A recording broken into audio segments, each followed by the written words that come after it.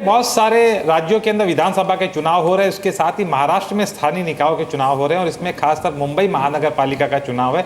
मुंबई महानगर पालिका देश की न सिर्फ सबसे अमीर महानगर पालिका है, जबकि क्योंकि इसका बजट जो है बहुत सारे राज्यों से ज़्यादा और साथ ही यहाँ जो वोटर की संख्या है वो भी कई सारे राज्यों से ज़्यादा है। और इस चुनाव में बीएमसी में साल दर साल हर बार जो काबिज होती रही है वो शिवसेना रही है। एक बार फिर से शिवसेना लड़ रही है बीएमसी का चुनाव अपने अकेले के बूते पर। हमारे साथ बात करने के लिए मौजूद है शिवसेना के अध्यक्ष उद्धव ठाकरे जी।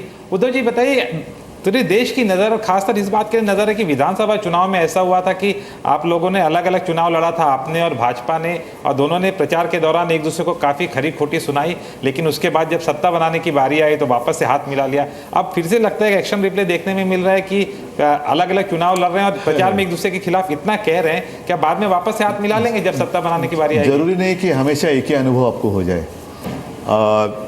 निश्चित रूप में विधानसभा के चुनाव के दरमियान ऐसा हुआ था, लेकिन उस समय एक अलग मानसिकता थी हमारी।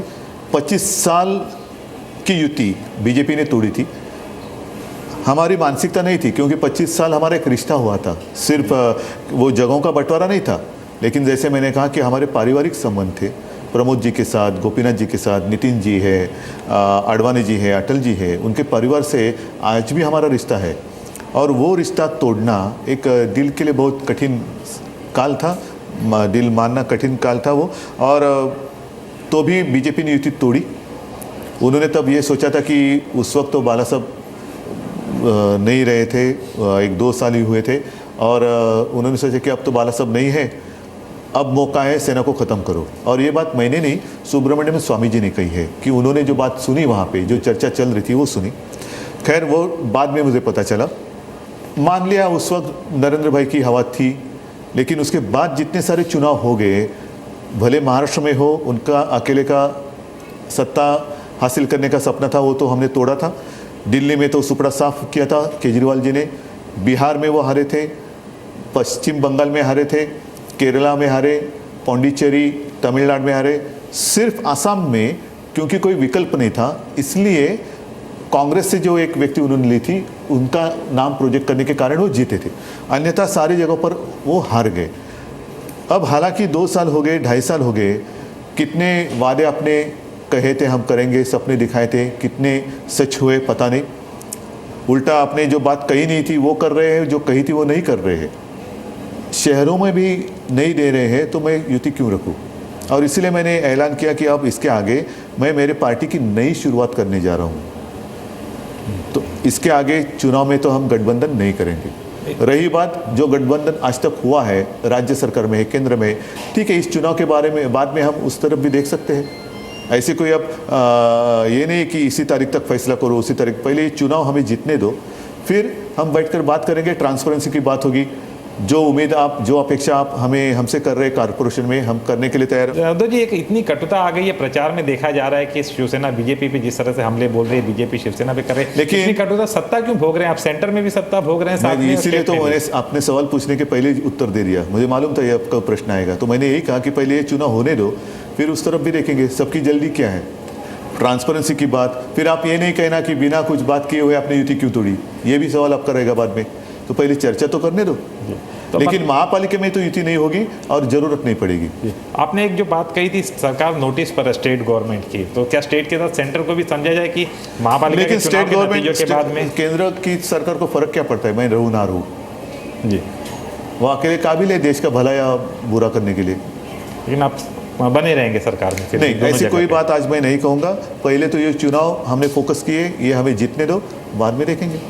सर एक चीज़, इसका सेलिब्रेशन मनाएंगे हम पहले।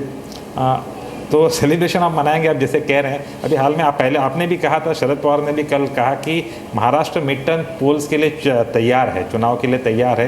तो इसके बाद क्या उस तरह की कोई नौबत आ सकती है, और क्या शिवसेना भी तैयार है मिड टर्म पोल्स के लिए?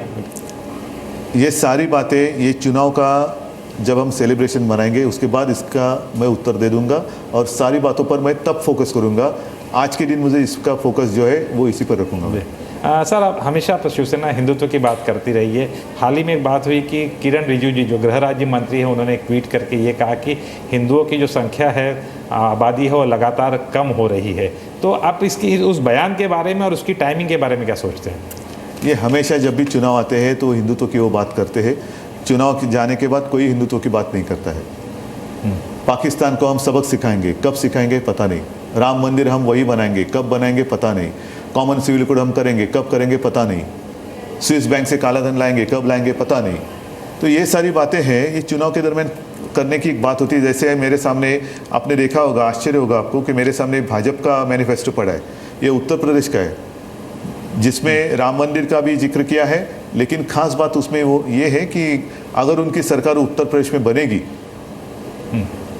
तो नहीं वो मालूम है सबको, लेकिन अगर सरकार बनेगी तो किसानों को वो कर्जा जितना है वो माफ़ कर देंगे।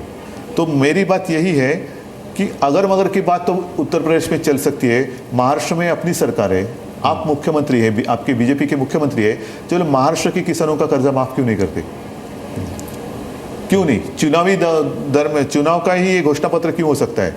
अब तो चुनाव नहीं है महाराष्ट्र में, मिड टर्म होगा नहीं होगा। मैं आपको आज वचन देता हूं कि आज अगर मुख्यमंत्री जी महाराष्ट्र के किसानों का कर्जा माफ करते हैं तो चलो मैं सपोर्ट देता हूं बिना शर्त का।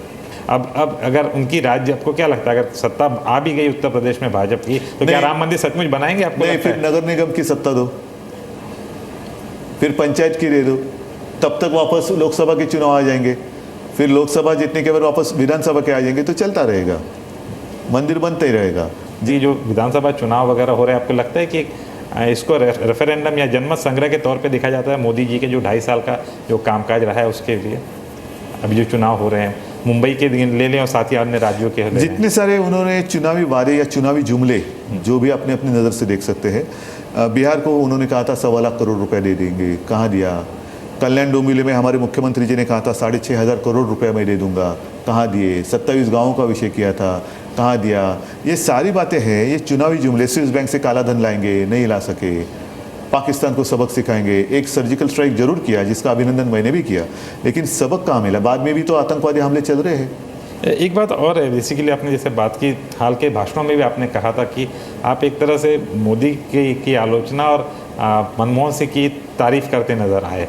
ये जो परिवर्तन है, ये क्या आपने देखा होगा कि वो जो कमेटी रहती है, उन्होंने रिजर्व बैंक के गवर्नर साहब है उर्जित पटेल जी, उनको बुलाया और जब उन्होंने सवाल पूछे तो मनमोहन जी बीच में आए और उन्होंने कहा कि आप ये सवाल इनको नहीं पूछ सकते, ये इनका काम नहीं है इस सवालों का जवाब देना।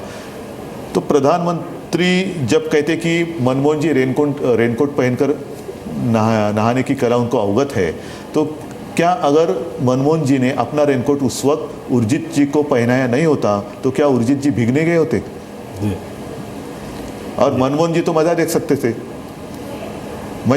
थे। तो इसलिए मैं कहता हूं मनमोहन जी का जो भी गलत है, लेकिन उन्होंने कुछ गलत किया इसलिए मैं भी गलत करूं, तो फर्क क्या रहा आप में और मुझमें?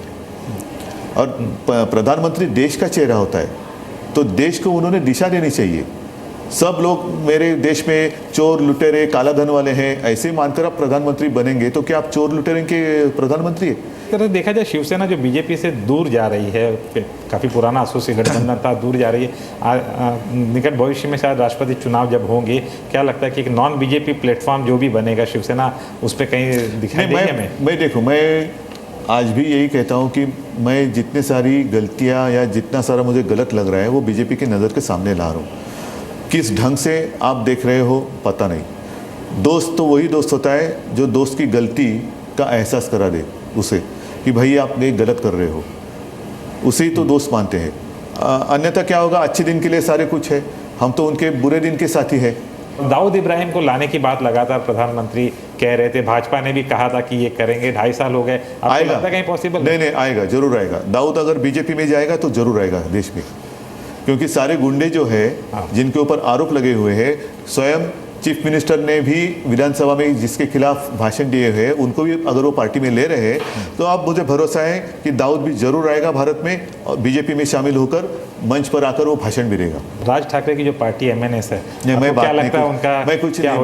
बात नहीं करना चाहता उसके ऊपर। अब मैंने जैसे कहा है कि 26 जनवरी को इसके आगे शिवसेना अकेली आगे जाएगी तो अकेली आगे जाएगी। उद्धव जी, जी न्यूज़ से बात करने के लिए बहुत शुक्रिया। आभारी।